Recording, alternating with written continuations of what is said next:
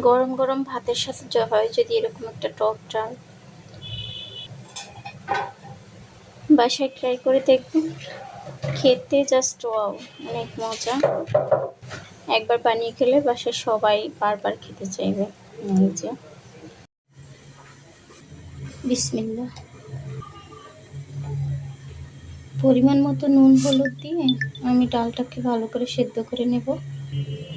ঢেকে হালকা আঁচে ফুটিয়ে নেব ডালটাকে। আমি এখানে নিয়েছি বেশ বড় সাইজের দুটো আম। আমগুলোকে সুন্দর করে আমি ছিলে নিচ্ছি।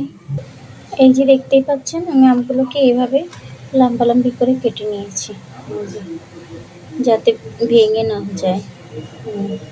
আপনার যেভাবে ইচ্ছে এভাবেই কেটে নিতে পারেন।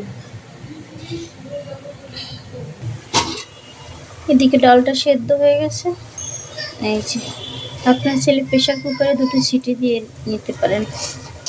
এই সুন্দর করে হয়ে গেছে। এই যে প্যানে পরিমাণ মতো তেল দিয়ে দিয়েছি। দিয়ে দিচ্ছি 1 চামচের মতো কালো জিরে আর দুটো শুকনো মরিচ চিড়ে। 1/2 চামচের মতো মৌরি দিয়ে দিয়েছি। সামান্য একটু হলুদ গুঁড়ো দিয়ে দিচ্ছি। 1 টেবিল চামচ লবণ দিয়ে দিচ্ছি। আমগুলো খেয়াল রাখবেন, চুলার আঁচটা একদম কমিয়ে লোতে রেখে তারপরে এগুলো ভাজতে হবে, নাহলে একটু পোড়া পোড়া হয়ে যাবে।